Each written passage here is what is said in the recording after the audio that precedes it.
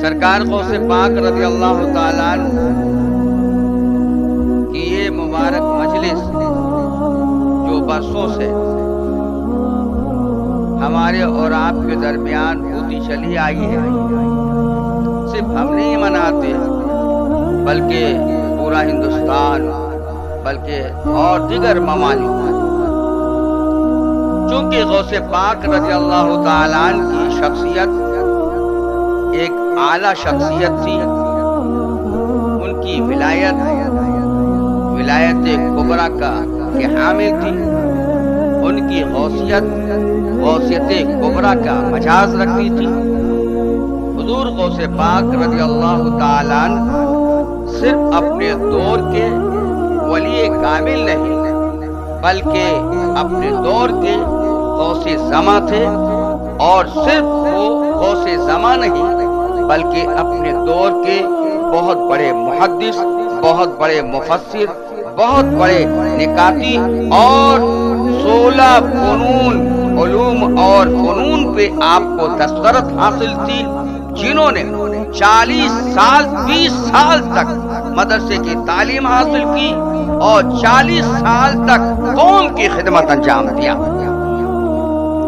میں سرسری طور پہ صرف تعارف کرا دوں تاکہ پچھلی باتیں آپ کی کو یاد ہو جائیں۔ یاد رکھنے کی بات یہ ہے کہ 470 ہجری میں سرکار غوث پاک رضی اللہ تعالیٰ عنہ بغداد کے شہر جیل میں پیدا،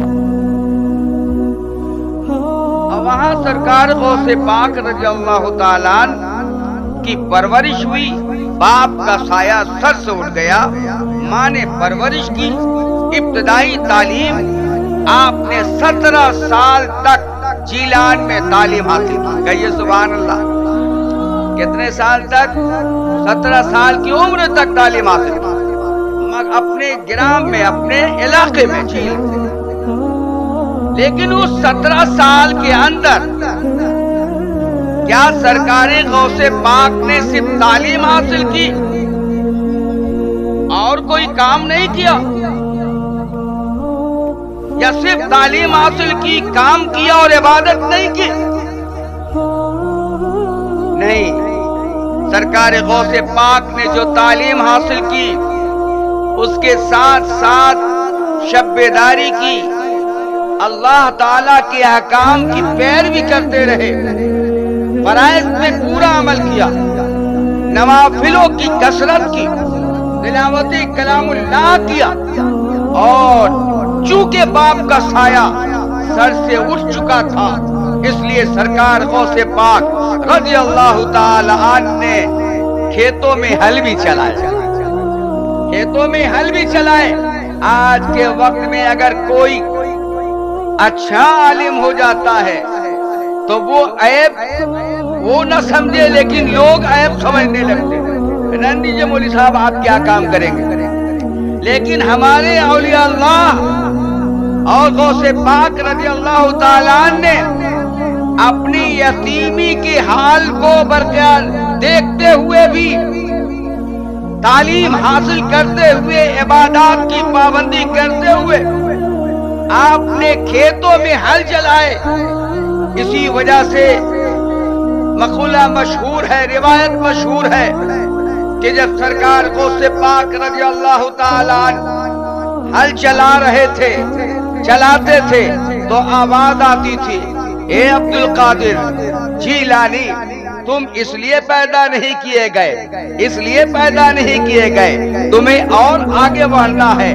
سرکار غوث پاک رضی اللہ تعالیٰ عنہ کو جب بچپنے کی عالم میں بغداد جیلا کے علاقے سے گزرتے تھے تو چھوٹے چھوٹے بچوں کے کانوں میں آوازیں آتی تھی کہ دیکھو یہ اللہ کا ولی آ رہا ہے، اللہ کا ولی آ رہا ہے۔ بچپنے کا حال یہ تھا سرکار غوث پاک کا، لیکن جب غوث پاک رضی اللہ تعالیٰ عنہ نے 17 سال بتا دیے اور کہا امی جان اب اجازت مرحمت فرمائے کہ میں جاؤں شہر بغداد جو علم و فن کا گہوارہ ہے، جو عربی ادب کا گہوارہ ہے، جہاں سے فن علوم کے چشمے پھوٹتے ہیں، جو علم و آگہی کی آماجگاہ ہے، جس سے نور ہدایت کے چشمے پھوٹتے ہیں، جہاں سے ولایت کی نور چھلکتے ہیں۔ آپ کی اجازت ہو تو امی جان، میں بھی جانا چاہتا ہوں شہر بغداد، اور جا کر زانوِ تلمس کروں گا کسی ایسے بزرگ کی بارگاہ میں جہاں پر ہمیں علم ظاہری بھی نصیب ہو، علم باطنی بھی نصیب ہو۔ آپ اندازہ لگاؤ، میں نے 2 جملے کہے ہیں، ایک علم ظاہری، دوسرا علم باطنی، یہ اپنی طرف سے نہیں کہی ہے۔ آؤ بخاری شریف کے حوالے سے، بخاری شریف جلد اول کتاب العلم کے اندر حضرت ابو ہریرہ رضی اللہ تعالیٰ مروی ہے، فرمایا ہے، ابو ہریرہ کہتے ہیں کہ اللہ تعالیٰ نے ہمیں 2 علم کے تھیلے دیے، 2 علم کے تھیلے دیے۔ میں نے نبی سے علم کے 2 تھیلے حاصل کیے۔ ایک علم وہ تھا جسے میں نے پھیلا دیا ہے، لیکن دوسرا علم ہم نے محفوظ رکھا ہے، اگر اس کو اجاگر کر دوں گا تو میری گردن ماری جائے گی۔ اے لوگوں، تمام محدثین نے اس بات پہ اتفاق کیا ہے کہ اس سے مراد علم باطن ہے، علم طریقت ہے، علم معرفت ہے، علم حقیقت ہے، اس لیے کہ عالم اپنے علم میں اس وقت تک مکمل نہیں ہوتا جب تک کہ اس کے اندر باطنی علم پیدا نہ ہو جائے۔ سبحان اللہ، سبحان اللہ۔ اے لوگوں، جتنے بھی اولیاء اللہ گزرے، بزرگان دین گزرے، انہوں نے جہاں علم دین حاصل کی، علم شریعت حاصل کی، وہیں علم باطن بھی اختیار کیا۔ یہ نسبتوں سے پیدا ہوتا، یہ علم نسبتوں سے ملتے۔ بڑا پیارا جملہ کہنے والوں اور اسے محفوظ رکھ لینا۔ یہ نسبت کیا چیز ہے؟ توجہ کریں نوجوان، وہ کمیٹی کے نوجوان جو ادھر ادھر ہوتے ہیں، میرے ان 2-3 جملوں کو نوٹ کر لو بس۔ نسبت کیا چیز ہے؟ جب بندہ خدا اپنے رب سے عبادات کے ذریعہ،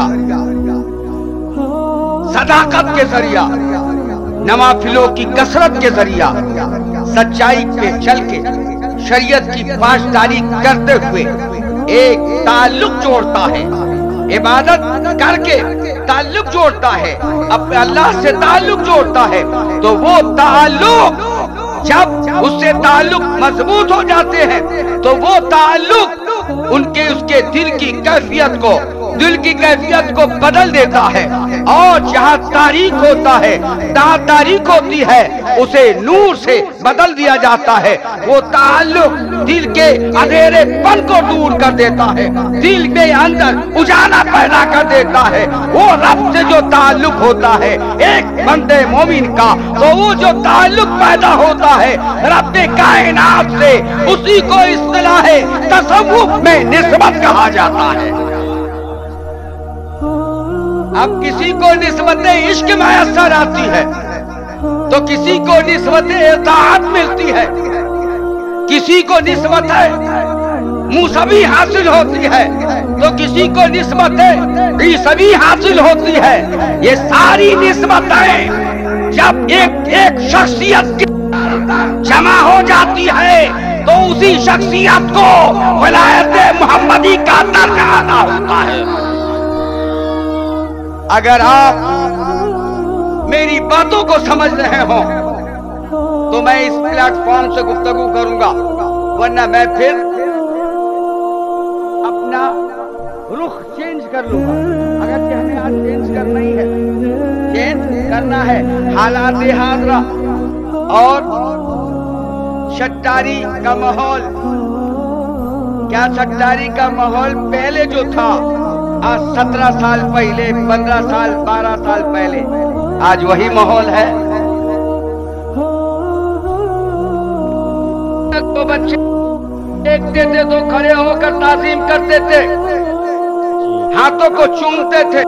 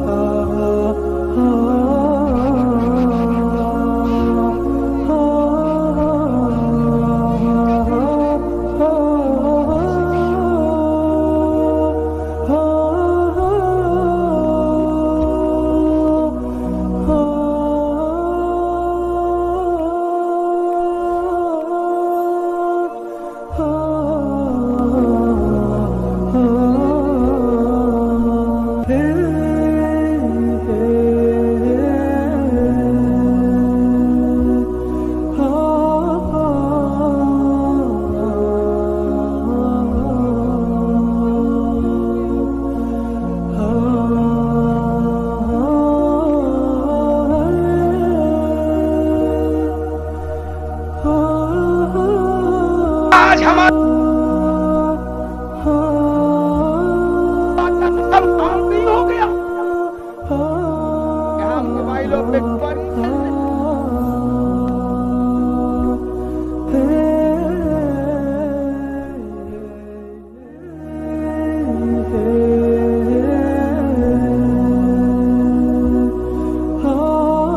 اگر بتایا تھا، معلوم ہونے کے بعد بھی اگر آپ نے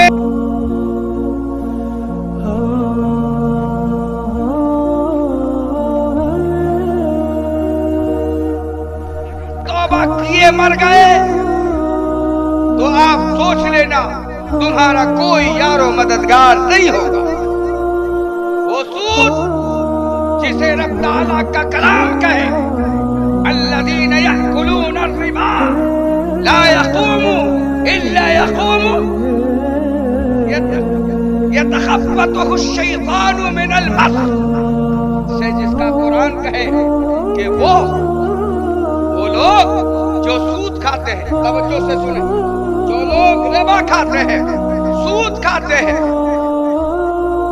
اور یاد رکھیں ایک مسئلہ بھی، جو سود لیتا ہے وہ بھی اس میں شامل ہے، جو سود دیتا ہے وہ بھی اس میں شامل ہے، جو سود کا کاروبار کرتا ہے وہ بھی اس میں شامل ہے، جو اس کی معاونت کرتا ہے وہ بھی اس میں شامل ہے۔ حوالہ کے لیے ترمذی شریف نوٹ کر لینا، وہ بھی اس میں شامل ہے۔ قرآن کیا کہتا ہے کہ وہ لوگ الذین یأکلون الربا، جو سود کھاتے ہیں، کل قیامت کے دن لا یقومون الا یقوم یتخبطہ الشیطان من المس، کل قیامت کے دن اس طرح کھڑے ہوں گے جیسا کہ اسے کسی جن نے پکڑ لیا۔ جب جن کسی کو پکڑتا ہے تو جھومتا ہے، اپنے سر کے بال نوچتا ہے، ہاتھ پٹکتا ہے، چیخ لگاتا ہے۔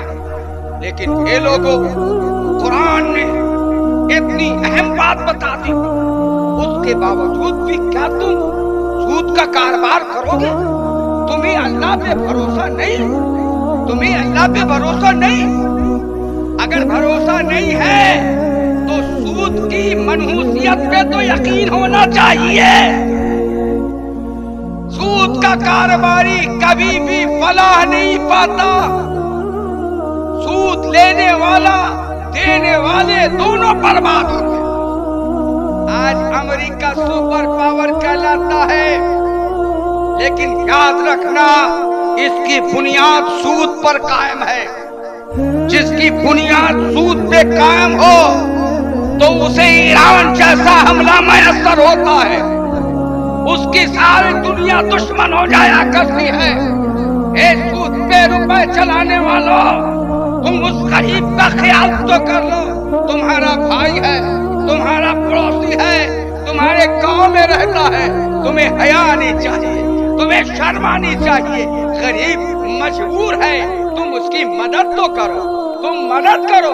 اللہ تعالیٰ نے قرآن مقدس میں ارشاد فرمایا وَلَا تَعَاوَنُوا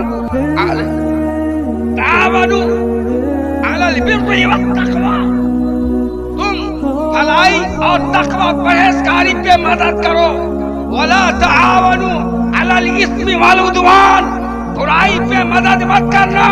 چھٹکاری کے غیور سنی مسلمانوں، تم بھیک مانگ لینا، اپنے مسلمان بھائی کے سامنے گدا کری کا دامن پھیلا لینا، لیکن اپنے پڑوسی سے سود نہ لینا۔ تم بھیک مانگ کے کھا لو، وہ تمہارے لیے جائز ہے، لیکن سود کا پیسہ نہ لینا۔ اگر تم نے سود کا ایک قطرہ بھی پیسے، 1 روپے بھی لے لیا تو یاد رکھو اس کا گناہ تو عظیم ہے ہی، لیکن اس کی سزا بھی تمہیں آخرت میں بھگتنا ہوگی اور دنیا میں بھی سزا پاؤ گے۔ آج ایک چھوٹا سا ملک اسرائیل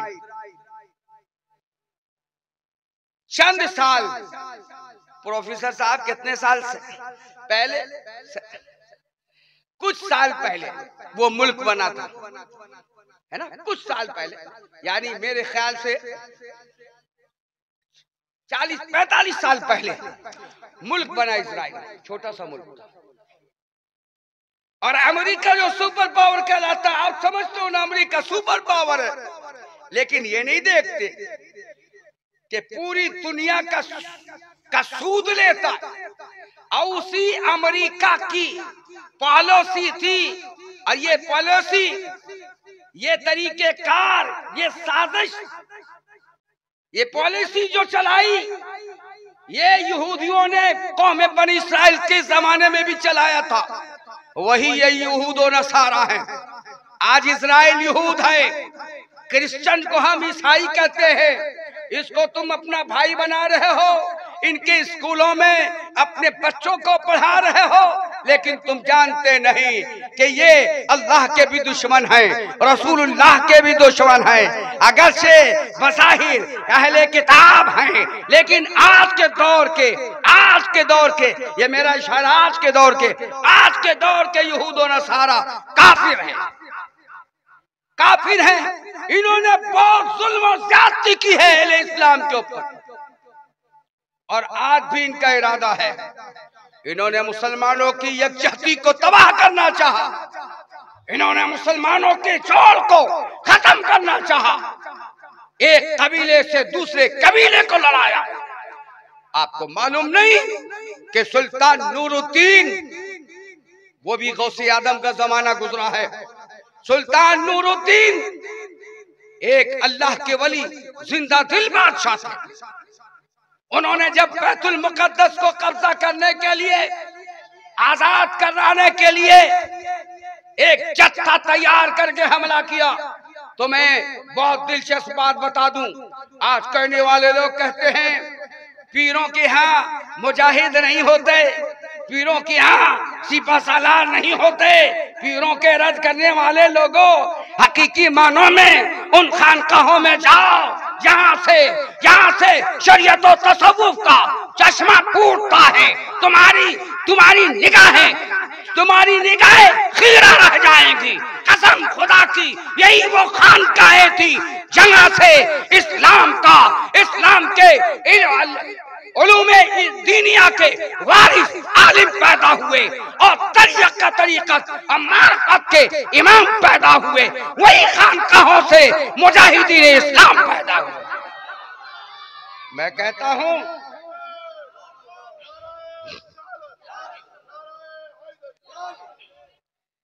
آپ تاریخ کا جائزہ لیں کہ سرکار غوث پاک رضی اللہ تعالیٰ عنہ نے کتنے طلباء کرام کو سلطان نور الدین زنگی کے لشکر میں بھیجا تھا۔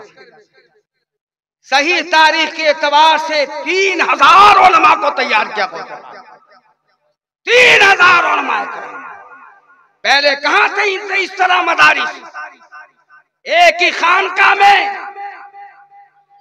حدیث و قرآن کی تعلیم بھی ہوتی تھی، اور دوسری طرف دلوں کو سیکل بھی کیا جاتا تھا، دلوں کو سیکل بھی کرایا جاتا تھا۔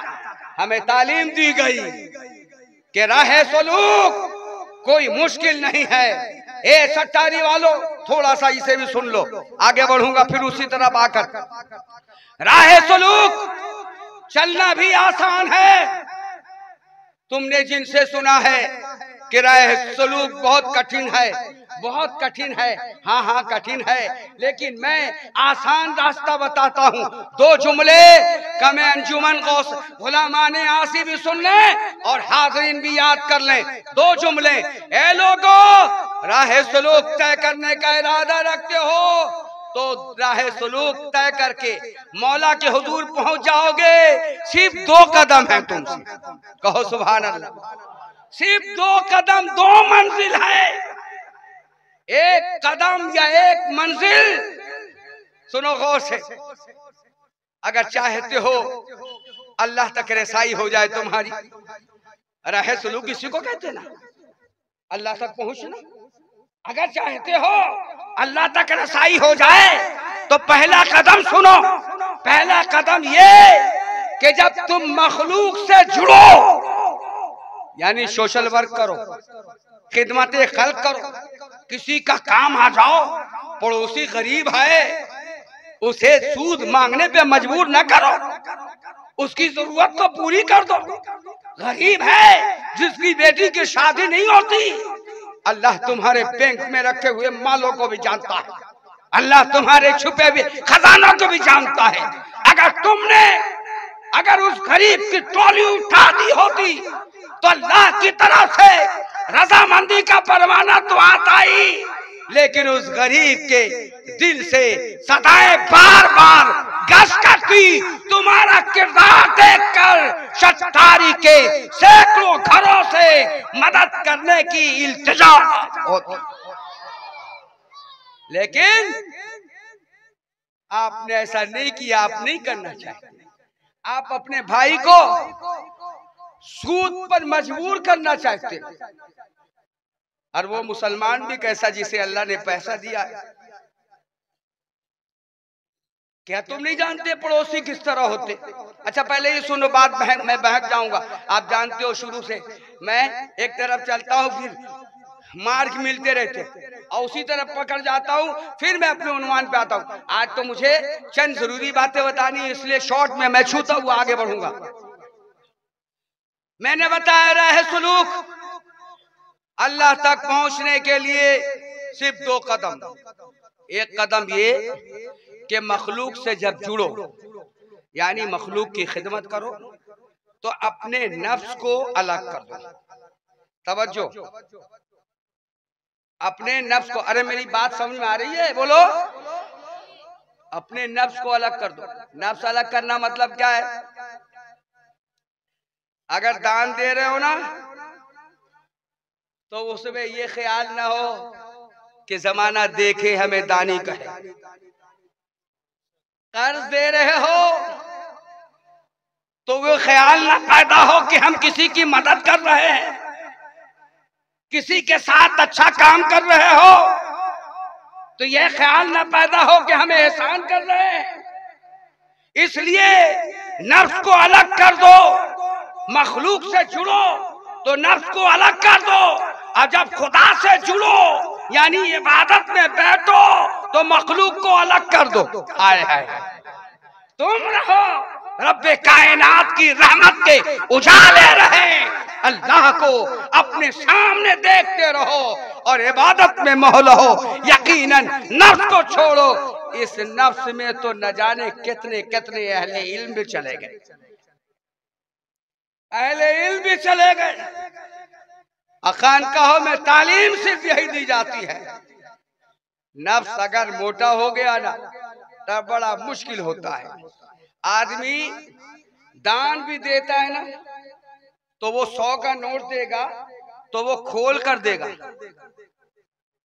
کل تک غریب تھا، آتا تھا پیر صاحب کے ساتھ جاتا تھا، آج مالدار ہو گیا تو اکڑنے لگا۔ کیا اکڑنے لگا؟ آج ہمارے معاشرے میں غرور بھی بہت ہے۔ اچھا میں حافظ نہیں، حافظ دو بیٹھے ہوئے ہیں، اگر میں بھولوں تو بتانا۔ قرآن کیا کہتا ہے؟ نہیں، درود شریف پڑھو، آیت یاد آ جائے۔ اللہم صلی علی سیدنا و شفیعنا مولانا محمد معدن الجود والکرم کالذین کفروا خرجوا من دیارہم بطرا ورئاء الناس۔ یہ اللہ تعالیٰ فرماتا ہے۔ اس سے پہلے والا ایک جملہ چھوٹ رہا ہے لیکن مفہوم بتا دوں گا۔ اللہ تعالیٰ نے کیا فرمایا؟ اے مسلمانوں، تم ان کافروں کے طرح مت ہونا، کالذین کفروا خرجوا من دیارہم، ان کافروں کی طرح نہیں ہونا جو اپنے گھروں سے نکلے تو بطرا ورئاء الناس، قوت آزماتے اتراتے ہوئے نکلے، یعنی سینہ پھلاتے ہوئے نکلے۔ کل تک غریب تھے جھک کے چلتے تھے، آج مالدار ہو تو سینہ نکال کے چلتے ہو۔ کیا تم قرآن کے فرمان کو نہیں مانتے؟ قرآن کہتا ہے مسلمانوں ان کافروں کی طرح مت ہونا جو اپنے گھروں سے نکلتے تو تکبر لے کر نکلتے، اتراتے، تکبر کرتے۔ اے لوگو، تمہیں خانقاہوں سے اور سرکار غوث پاک کے دیار سے، خانقاہ غوثیہ سے یہی میسج لینا چاہیے کہ ہمیں خانقاہوں میں جھکنا سکھایا جاتا، میری مراد عاجزی سکھائی جاتی ہے۔ بندہ، اللہ بندے کے عاجزی کو پسند کرتا ہے، اللہ بندے کی خاکساری کو پسند کرتا ہے۔ اللہ، ان اللہ لا يحب المتکبرین، اللہ گھمنڈ کرنے والوں کو پسند نہیں کرتا، اللہ تکبر کرنے والے کو پسند نہیں کرتا۔ دولت کے نشے میں چور رہنے والے لوگوں، اپنی عمارتیں بنانے سے پہلے اپنے پڑوسیوں کا خیال کر لو۔ جو سود لینے پہ مجبور ہو گیا ہے، امام اعظم ابو حنیفہ نے اپنے پڑوسی کا خیال نہیں کیا تھا، یہودی تھا پڑوسی، لیکن جب امام صاحب آئے ملک شام سے تجارت کر کے بہت مال لے کر، تو دیکھا کہ ہمارا پڑوسی جیل میں ہے۔ پوچھا بھئی کیا بات ہے، کسی وجہ سے جیل میں گیا۔ امام اعظم تشریف لے گئے، اب پیسے دے کے اسے چھڑوا لائے، اس کے گھر پہنچا دیا۔ کچھ ہی دنوں کے بعد جب اس یہودی پڑوسی نے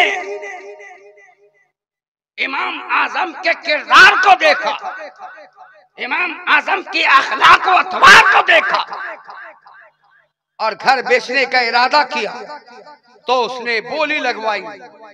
لوگ جمع ہو گئے، کہے لوگوں میرا گھر نیلام ہو رہا ہے، میں بولی لگاتا ہوں۔ کہا قیمت کیا ہے؟ کہا 20,000 دینار۔ کہنے لگے لوگ کہ ہاں تو اس اتنی زمین اور اتنے بڑے مکان کی قیمت 10,000 ہے، تم نے ڈبل دام کیوں رکھا؟ کہے لوگوں سنو، میرا پڑوسی امام اعظم ابو حنیفہ ہے، کہو سبحان اللہ۔ جب میں گھر بیچوں گا تو ہم سے میرا پڑوسی بھی چھوٹ جائے گا، اور تم جب گھر لوگے تو اتنا عمدہ پڑوسی بھی تمہیں مل جائے گا۔ اے لوگوں دیکھو اپنے امام کو کہ امام اعظم ابو حنیفہ رحمہ اللہ نے کیسا کردار اپنایا۔ اگر آپ بھی کردار اپنانے لگو نا تو سود کا معاملہ ہی ختم ہو جائے۔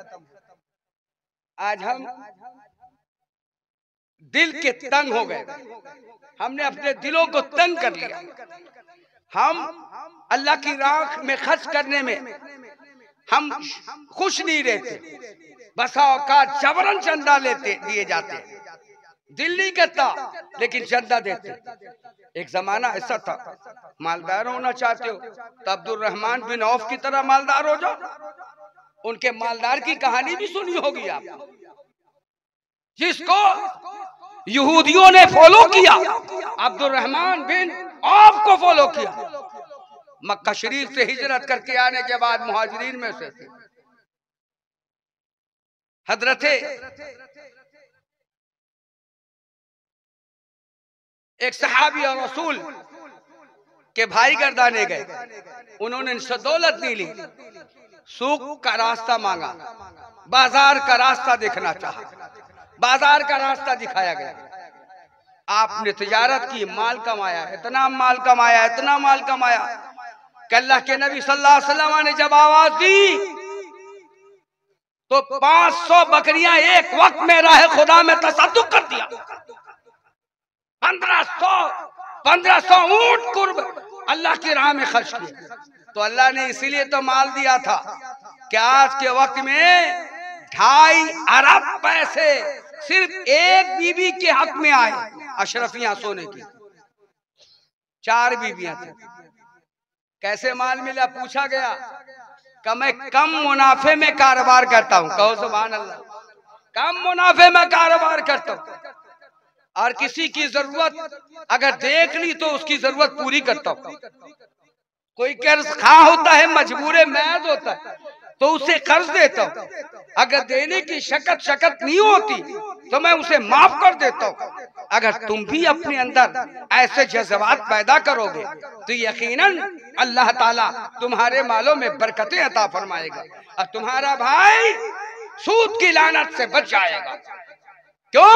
ہمارے اندر کوئی کانسیپٹ یا ہمارے اندر کوئی یونٹی نہیں ہے، ہمارے پاس کوئی بیت المال نہیں ہے جس میں مال جمع ہو اور ہم غریب مسلمانوں کی مدد کر سکیں۔ آپ نے بیت المال تیار ہونے نہیں دیا، ہر گاؤں میں ہر گاؤں والوں نے فطرے کے پیسے جمع کر رکھے اور اپنے گاؤں میں استعمال کیا۔ معاف کرنا، بعض لوگوں نے مسجدوں کے اماموں کی تنخواہیں بھی دی ہے، کیا وہ مسائل نہیں جانتے تھے؟ قربانیوں کی کھالوں کا بھی ایک مسجد بنانے کے لیے استعمال کیا، اگرچہ شریعت نے ضرورتاً جائز قرار دیا ہے، لیکن اے لوگوں وقت ضرورت تھی کہ آج ہمارے درمیان بیت المال ہوتا جس میں ہم اپنا مال جمع کرتے تو ہم غریبوں کی مدد کر سکتے۔ ہم نے وہ قدم آگے نہیں بڑھایا جس کی ہمیں ضرورت تھی۔ سود پہ بینڈ لگانے سے پہلے ہمیں اور آپ کو عزم کرنا ہوگا کہ ہم اپنے بھائیوں کی مدد کے لیے تیار ہیں۔ دوسری بات یہ ضروری تھی کہ شراب اور جوا ہمارے یہاں جوا حد سے زیادہ تجاوز کر رہا ہے۔ آج لوڈو بھی کھیلتے ہیں نا، آپ کھیلتے ہو نا لوڈو، بچے کھیلتے ہیں، وہ بھی جوا ہے۔ حضور اقدس صلی اللہ علیہ وسلم نے فرمایا کل لہو حرام، ہر وہ کھیل، اب یہ میں بریکٹ لگا رہا ہوں سمجھانے کے لیے آپ کو، ہر وہ کھیل جس میں شرط ہو، شرط لگائی گئی ہو، وہ حرام ہے۔ اب آپ سوچو میرے دوستو کہ آج لوگ کرکٹ میچ ہوتا ہے کہیں تو شرط لگا لیتے ہیں، اگر اس نے ایک بول مارا کامیاب ہوا نا تو ہم تمہیں کھانا کھلائیں گے، یا اگر وہ ناکام ہوا تو تمہیں کھلانا ہوگا۔ شرط لگی کہ نہیں لگی؟ لگ گئی۔ یہ بھی حرام ہے، یہ بھی حرام ہے۔ آج پیسے سے پیسہ دے کر کے کماتے ہو، شریعت نے جائز کیا ہے کہ اگر آپ کے پاس 1,00,000 روپے ہیں اور کسی کے پاس 54 بھی پیسے نہیں تو پیسہ آپ کا ہوگا، اب محنت اس کی ہوگی، غور سے سننا، محنت اس کی ہوگی، تو یہ تو جائز ہے۔ کب جائز ہے؟ کہ اگر نقصان میں دونوں ذمہ دار ہو گئے تب۔ اگر پیسہ دینے والا بولے گا نقصان ہوگا تو اسی کو دینا ہوگا تو جائز نہیں ہوگا، تو جائز نہیں ہوگا۔ اے لوگوں کاروبار کرو لیکن کتابوں کو پڑھ لو، پوچھ لو، اہل خیرت سے پوچھو نا۔ الحمدللہ بنگال میں تو تمہارے یہاں درجنوں نہیں، میں کہتا ہوں سینکڑوں مدارس ہیں، زیادہ تر فضیلت، اور جب سے ہم نے تخصص قائم کیا ماشاءاللہ اب مالدہ ڈسٹرکٹ میں کئی مدرسوں میں تخصص کی تعلیم بھی جاری ہونے لگی۔ اللہ تعالیٰ اور بول بالا فرمائے۔ اے لوگوں ہمیں ربا سے بچنا ہوگا اور جوا سے بچنا ہوگا۔ قرآن کہتا ہے یسألونک عن الخمر والمیسر، مفہوم بتا رہا ہوں پہلے۔ اے نبی آپ سے پوچھتے ہیں، معلوم کر رہے خمر اور میسر کے بارے میں، شراب کے بارے میں اور جوا کے بارے میں۔ قل فرمائیے اسمہما فیہما اسم کبیر، اے نبی آپ فرما دیجئے ان دونوں کے اندر، یعنی جوا اور شراب کے اندر بڑا گناہ ہے، اسم کبیر، بڑا گناہ ہے۔ وَمَنَافِعُ لِلنَّاسِ، ہاں دنیاوی فائدہ اگر لوگوں کو ہے بھی تو اس کا گناہ وَإِثْمُهُمَا أَكْبَرُ مِن نَفْعِهِمَا، اگر دنیاوی سرور آتا بھی ہے، دنیاوی فائدہ ملتا، فائدہ سمجھ رہے ہو نا؟ اگر جوا کھیلا تو کبھی جیت گئے، تو دل خوش ہو گیا نا. لاٹری کھیلتے لوگ، مسلمان لوگ داڑھی رکھا کرتی، بڑی بڑی داڑھی ٹوپی. اللہ ہماری اور تکبیر، مفتی سیر یار کی آمد، مفتی سیر یار کی آمد. نعرے تکبیر، نعرے رسالت، نعرے رسالت، نعرہ تکبیر، نعرہ تکبیر، نعرہ رسالت.